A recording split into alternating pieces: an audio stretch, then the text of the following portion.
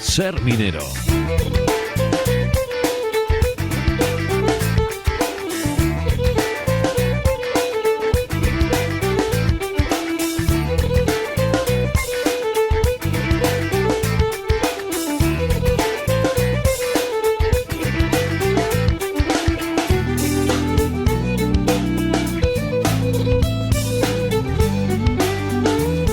Doce y 38 minutos, continuamos en Hoy por Hoy León y tiempo ahora de hablar de minería, de saludar a Roberto Fernández, director del Museo Minero de Sabero, aquí en nuestro espacio Ser Minero. ¿Qué tal, Roberto? ¿Cómo estás? Pues muy bien, encantado, como todos los lunes, de estar hablando con vosotros y de minería. Muy bien. Me imagino, por cierto, que estos días disfrutando de un paisaje excepcional por allí, por la zona. ¿Cómo está la cosa de nieve? ¿Cómo ha estado? Pues bueno, tuvimos un par de días con una nevada de estas que dice la gente que hacía 20 años que no había en el Valle de Sabero y en toda la comarca de Sabero y de Cistierna. Algo que normalmente se suele decir todos los años, ¿no? Sí, pero en este caso... no nevaba así en 20 años. En este caso, la verdad. Había algo de verdad, muy bien. Espectacular. Pero ahora estamos en esa etapa tan bonita de la nieve, que es que queda un montón de nieve, que las carreteras están limpias y despejadas para ir a ver el museo, que hace buen tiempo y entonces, bueno, pues que apetece pasear y estar entre la nieve sin las dificultades que entraña la nieve. O sea, estamos en el momento perfecto. Muy bien, nos lo vende siempre muy bien, aunque no es para menos, ¿eh? Que es así. No es amor de director de museo en este caso, porque sí, también. Bien merece, desde luego, una visita a Sabero y toda su comarca. Hoy, precisamente, vamos a hablar de una figura que fue muy importante en la zona, ¿no? Pues sí, la verdad es que llevamos ya bastantes programas y solamente hemos dedicado uno a hablar de empresarios mineros, que fue en su momento cuando hablamos de Domingo López, y yo creo que la figura del empresario minero es fundamental para entender la historia y el desarrollo de la minería en nuestra provincia, especialmente, como es el caso de hoy, de aquellos empresarios mineros que son empresarios hechos a sí mismos, es decir, que de la nada y a base pues de mucho esfuerzo, de mucho trabajo, de un gran olfato para los buenos negocios que tenían todos y sobre todo, bueno, pues de mucho carisma y de mucha capacidad para asumir riesgos, pues crearon auténticos imperios prácticamente de la nada, que dieron trabajo y prosperidad durante muchos años a las cuencas leonesas. Por eso yo creo que hoy es un buen día para acercarnos a la figura de don Esteban Corral Sánchez, y lo vamos a hacer charlando estos minutos, si te parece, con un colaborador del museo desde siempre, desde que abrimos, y también colaborador de nuestro programa de radio, que es Ciro Sanz, que bueno, es historiador, un gran estudioso y sobre todo un gran divulgador de muchos temas históricos, no solamente de la zona, sino de la provincia, y entre ellos pues el de los empresarios mineros de la cuenca de Cistierna-Sabero. Así que bueno, yo creo que Ciro ya está con nosotros. Exacto, hay que agradecerle que esté con nosotros y hay que agradecerle pues todo ese tiempo y ese trabajo, ¿no?, que dedica a la investigación histórica, no solamente en torno a ese tema, sino a otros muchos. Ciro, ¿cómo estás? Hola, buenos días. Roberto, buenos días. Buenos días. Bueno, Ciro, eso es. ¿En qué época estamos situando a Esteban Corral, para centrarnos un poco? Bueno, Esteban Corral le situamos a finales del siglo XIX y la primera mitad del siglo XX. Es uno de los empresarios mineros oriundos de aquí, de la montaña oriental, en concreto de Olleros de Valdesabero. Habíamos tratado la figura de Domingo López, que es del Bierzo, pues Esteban Corral es hijo de la tierra. Sin duda una de las personalidades más importantes para el ayuntamiento de Cistierna, que por su actividad política también, no solo empresaria. Por su actividad política, porque fue alcalde, llegó a ser alcalde. Sí, fue alcalde del ayuntamiento de Cistierna. Vuelvo a recordar que abarcaba toda la cuenca de Sabero también. La carrera política de Esteban Corral comienza más o menos en el mandato de 1912 al 17, después de 1917 a 1922, y por último da la entrada a la República, ¿no? 1927-1931. Llega a la alcaldía ya siendo un empresario. ¿Cómo es el orden de los acontecimientos? Sí, bueno, como decía al principio, él nace en Olleros, sus orígenes son campesinos, y ya desde niño atiende las labores del campo con sus padres y sobre todo carbonea con su padre en estos chamizos, en estas explotaciones en superficie, que lo hacían muchos campesinos, no solo de aquí, de la cuenca de Sabero, también de Prado, de Crémenes, obtenían un carbón con el que carreteaban hacia las herrerías de Castilla. Más o menos a los 19 años, él viaja a Moreda y se hace minero en Asturias, en Moreda, aunque ya funcionaban las minas de aquí, de Sabero. Y hacia 1898 vuelve a la montaña oriental, a Sabero, y se hace propietario de minas en Oceja, La Arcina, en Santa Olaja y Prado. Y decide, al igual que otros pequeños empresarios como Domingo López, en la anterior emisión, afincar su domicilio familiar y empresarial en Cistierna. Roberto, ¿quieres plantear alguna pregunta, Siro? Y de ese inicio, bueno, el final es que las empresas de Esteban Corral llegan a ser muy importantes, ¿no? Tanto no solamente en la zona, evidentemente, sino en la minería leonesa.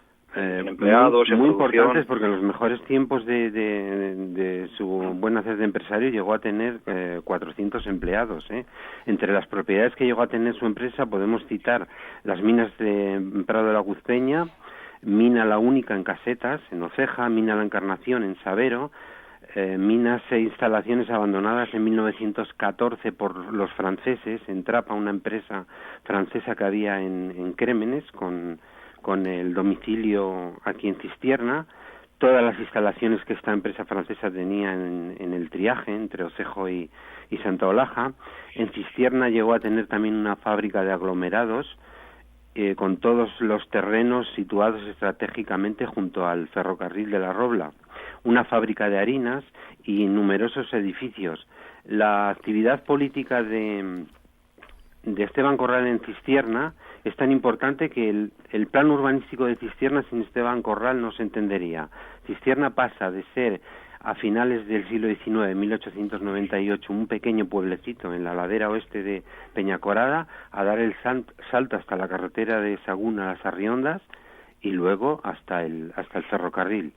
Un gran desarrollo urbanístico que es obra de Esteban Corral, con la construcción también de la casa consistorial que hoy tenemos. Fue alguien con una influencia política y social muy importante en la época. Bueno, algunos declaran a Esteban Corral como un destacado cacique, ¿no?, local. Sin embargo, no podemos olvidar que Ulleras, la sede de la empresa Ulleras de Sabero y Anesas, que en aquel tiempo pertenecía a Cistierna, era para Cistierna y sobre todo para la empresa de Esteban Corral una bastante opresiva. Él, por supuesto, que pudo caciquear algo, pero Cistierna salió beneficiada, ¿no? Bueno, la figura de los empresarios mineros de la época eran muy similares, ¿no? Era gente, bueno, con poder, era gente muy implicada también en la política, como vimos también. Corral en la política lo que vio, pues eso fue un medio de neutralizar en cierta medida la influencia de la gran empresa de Ulleras de Sabero. ¿Se le puede calificar como un empresario paternalista de la época? Es un empresario paternalista, pero tampoco olvidemos la situación económica y social de todo el Valle de Sabero y de Cistierna en aquella época, una gran masa de obreros desplazados de otras zonas. No hay seguridad social, no hay servicios médicos, y en ese aspecto Esteban Corral, pues sí, tiene una política bastante paternalista hacia sus obreros, ¿no? Pero ¿quién no la tenía entonces? En la época de la Guerra del Rif, él mantiene también un hospital de campaña con 8 o 10 camas en Marruecos. Paternalista, pero es lo que había en esa época. En el buen sentido de la palabra, me refería. Sí, es decir, de preocuparse un poco también por los obreros, de proveerles de viviendas, de servicios sociales. Sí. Has comentado, Siro, bueno, cómo es su momento clave, ¿no?, para el crecimiento de Cistierna, de la zona. Estamos hablando dentro de lo que ha sido la evolución, el surgimiento de toda esa industria, su madurez y posteriormente su declive. ¿Dónde encuadraríamos esa época, ¿no?, en la que Esteban Corral es el gran empresario de allí de la zona, uno de los grandes? Estamos hablando de los momentos de crecimiento, de expansión, de apogeo de la minería en la zona. Sí, pues su actividad empresaria tuvo mucho más fuerza de 1898 a 1931, hasta los tiempos de la República, aunque su actividad empresarial duró hasta los años 50, ¿no? Que ya lo había dicho al principio, que la expansión urbana de Cistierna sin Esteban Corral no se puede explicar, ¿eh? Él es el factotum empresarial y político de la villa, un pueblo en el que apenas había servicios, donde no había apenas alcantarillado para la eliminación de excretas, ni alumbrado público, traída de agua, corriente a los domicilios. De todo esto se ocupa Esteban Corral en la primera mitad del siglo XX. Uh-huh. Otra de las mejoras impulsadas por Corral aquí en Cistierna pues fue la apertura de una estafeta de correos, intentar también que el servicio del juzgado comarcal sea permanente en Cistierna.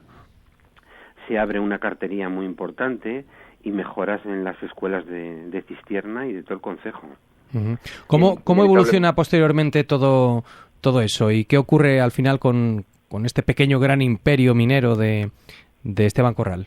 Bueno, pues el imperio minero de Esteban Corral, que estaba ubicado principalmente en la cuenca de Sabero y en la cuenca de Cistierna. Bueno, si entendemos como cuenca de Cistierna la de Santa Olaja, Ocejo y el límite con el concejo de Crémenes, pues sufre las mismas crisis mineras que sufre la gran empresa Hulleras de Sabero.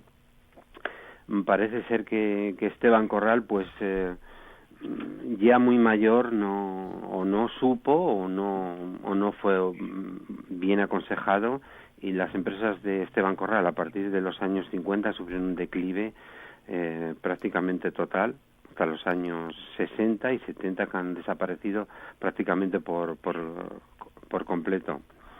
Sin embargo, el pueblo de Cistierna sintió siempre un gran respeto por Esteban Corral. La prueba del afecto de los cisterniegos por Esteban Corral fue el apoteósico entierro de Esteban Corral hacia 1959.